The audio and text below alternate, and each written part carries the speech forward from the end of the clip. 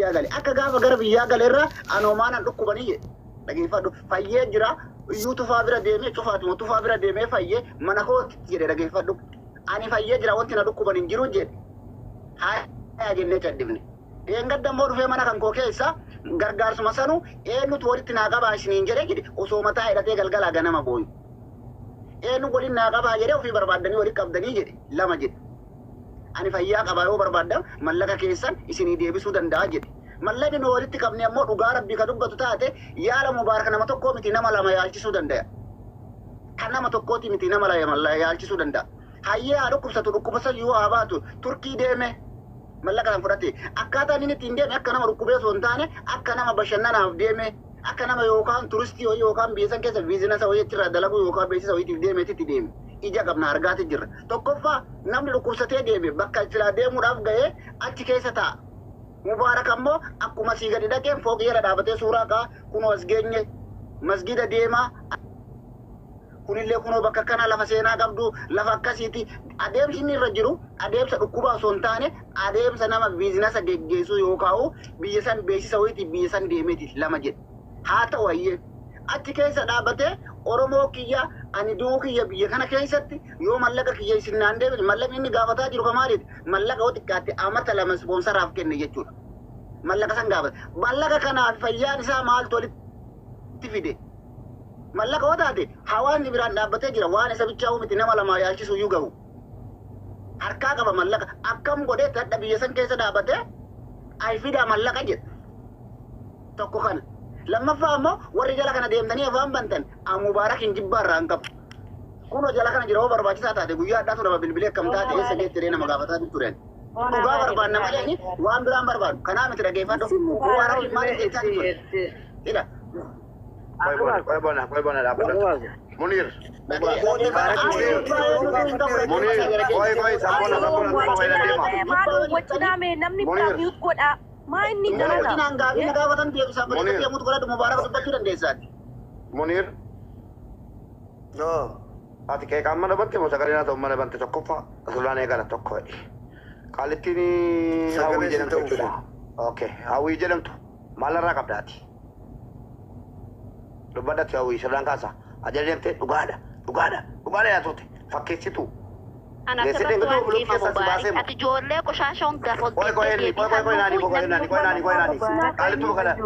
kali tu mau kana chula denga demi blok ke sas basun ko kali denga demi blok ke sas basun ko wai beri mata wala garat ko opsina amma hawi ishi bona wajol ga Mubarak jira koy no Mubarak mana marah sitati Mubarak ati mental di da bona wajasa Mubarak ati me mut goran koy haye jarang ke yang berada la koy bakka tande bisara bakka tande bisara koy bakka tande bisara Muberis Muben dalan nura sala da gidi bisan di Mubarak Munir ala di bisan Munir Mubarak ni sogusi wato ko tire fado ana malande mana chini age fado wato ko tire fado Munir wato ko tire fado tire wato ko tire fado nagai sifta warra akasabona ga dibusiti nani ga dibusi eka kegali na sagari atarta waay malakiya namicha kana da qofarra dubat natu buuse qalitiyan agese nagama Munir ni dagam sagale na ta teote sagale taoda warra sagale na to galchite warra nake ko galchite walin dim bona ote da ke mana satina ke kuno bona rankasa agese nagama bona muti ka fadduti ni dagama bona muti ka faddu mal jechuun muti ka faddachuun lagi dubbate bakka agenda mallaqa haa dubbatudha bakka kana walii galle agenda waay mallaqa kiyarraa dubbata artamiti waay mallaqa kiyarraa dubbatu lakki moyo jetteo walii nasdeebi mallaqa irraa dubbadhu jedhu fin deemaa bar waa'ee bonani akkasin godina hayyee dhageeffadha nada wale ani deemee sagalee ta'e koy bona nada wale hatta telegraman nana se'e rabbi si afai sunan jadi annama kana bakati makan kawo wallahi naman dibu garu nada wale rabbi si afai so bole sako nan jadi kono so baje rabbi si afai inni ma siyasi no jachisara male ofi ma siyawo jotan jiru dhageessadi boonaan maasiyaa siroo jechiisaara Naada waleene bisee gurbaa tokko ijoollee jiraati. Eessaati ijoollee sikkoo mandooti. Maali dhukkubni mubaarak tiruu isaarratti ni teessa.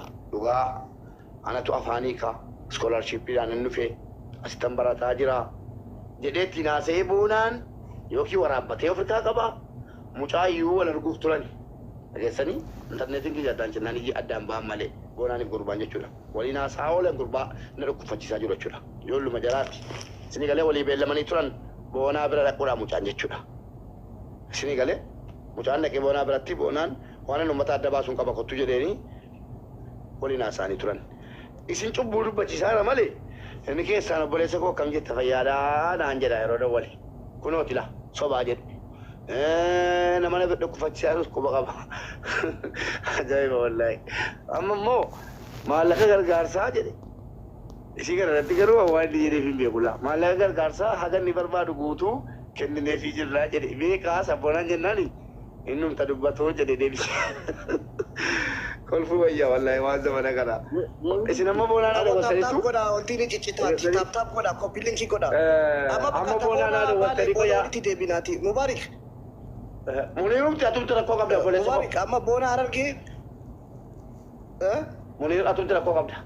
Sinan jiraara mana biraa miti. Amma fixanni Mana keessi bar karaa maallaqa keekaa barbaadde dhaggeeffadhu. Keekaa yoo barbaadde kottaa mubaarakiin keekaa jedhii faanifatta jandaa keessa teeffadhu. Lakkii birriin isaa deebi'uu qaba otee immoo warra birriin isaa deebi'uu qabu jedhee gadi buusiiti. Warra birriin isaa deebi'uu qaba jedhee naa dubbatu lama keessaa. Bara mamoota hin kaasnu bakka amma faallaan kaasnu hin keessummeessinu waa'ee maallaqa haasawina jennee barra. Sabboon harargee waa'ee maallaqa isaatiin rakkam jette dubbadhu manguddoon lafatti dheeyxee irraa fudhachuu akkasitti fala haa keenyu formaata haa keenyu bakka itti fufi sabboon harargee. Sabboon harargee. Waa'ee maallaqa barre waa'ee hin dagan ati na dagaa jirtu. Si dagaatiin jira koppilinkii Waa'ee godha. maallaqa isaa. Koppilinkii godha. Koppilinkii godha bilis. Waa'ee maallaqa isaa deebuufi qaba deebuufi qaba. Gurbaan dhufe nama maallaqni isaa niin kafalaa hangana narratti habeeyee amane hin kaanne garuu immoo ballama gaa namni mana hakimaa jiru jechuudha. Namni mana hakimaa jiru baay'ee ta'e wallaansaaf isa barbaachisu namni mana hakimaa qophaa'ee dhaqu. Si galtee maallaqa hangana dhukkubsataan yeroo mana hakimaa deemu biyyumattu jechuudha isa biyya namaa deeme kana dhiisi yeroo mana hakimaa dhaqu maallaqa hanga isa ga'u hin beeku. Dhukkubni isaa shalaga inni maallaqa nagaya jee yaadu ol ta'uu mala. Kanaaf amma gurbaan kun nama biyya namaa jiru. Turkiyee jira. Biyya guddate jira. Biyya guddate sana keessatti baasiin inni guyyaa tokko baasu yoo tilmaaman nama hin dhibu. Kanaaf haqa namaa deebisuu qaba. Deebisuu qaba. Fayyaan boru isa. Ameerikaa jiraateef ammoo innis mubaarakii gad ta'uu danda'a boru. Amantaa islaamaa qaba nama muslimaati deebisuu qaba. Haqa namaa biraa deebisuu qaba. Karajuun sagalee taane tarkaanfiin itti aanu immoo guyyaa 2 fi 3 yoo kam xiqqaate mubaarak siree ciisa buleesoo geeffadhu. Booda immoo warrummaan asirraa nuti iyyinu kunu mubaarak kun akka nama tokkootti jechuudha. Akka nama tokkootti yoo maallaqni san irratti hajirtu taate takkaa gurbaan kun irra yoo achi keessatti abree rabbi itti dhufte itti saalfanna jechuudha. Itti saalfanna. Afaan irra buunyuun kana kan inni fayyaa diyyaan irraas taa'ee rakka dhawwaaquun kana kan namni waan nama bira kaate hunda gartee itti didee akkanatti haqa namaa dho'isu kuni boru yoo gurbaan kun asii waa ta'e bakka itti barbaadee dhiiroma gaafatullee hin qabu. Warri isarra durus haqaan malee warri immoo maallaqa isaa akka inni kaashitti kan dhorkachuuf hamilee qabu shira adda addaa irratti kunis yoo gurbaan kun asiin du'e bakka itti barbaadanii kananiif hin qaban. Kanaaf obboleessa keenya ka akiraarra jiru haa inni mubaarak sibira jiru kanniif. Si jaalanna si kabaja kanniif. Osoo waa hundi Modeen anillee nan deema waa tokko dhagaa hawaasa biyya. Ani yoo kaleessa illee taate har'allee yoo taate guyyaallee isinitti bee jira. Mana gartee mana gamoo yeroo Abu Rashiidaan nu bira jirtullee Mubaarakun jala kana jira. Akka ammaallee Mubaarak inni akkuma isiniin jechaa ture nama jibbaa irraa qabuudhaa miti. Dhugaa Oromoo kaleessa illee dhugaa san jallatte san baasuudhaaf. Dhageeffadha. Mubaarak kan deeme akka ammaallee ani qe'ee jiru kaleessa bira dhaabannee gargaarre fayyaan isaa tun dhugamoo dhugaa miti. Mucaatu bira jira. Mucaan gartee ajandaa keetii simmanurraa kaati ajandaa miti kabajneeti wanta jenne dhiisi. ajandaa miti dhageeffadhu jala kana jira Mubaarakiin beellama qabannee hojjaan baane. Ila dhageeffadhu Mubaarakiin beellama qabannee hojjaan baane. Beellama qabannee hojjaan baane maali? Mucaa mana naa fidii kootu. Mucaa kam? Mucaa isa bira jiru san mana koo fidee dhufa dhageeffadhu. No jira kan dhugaa kana kwaani na dhageeffadha. Ani dhugaa kana hawaasa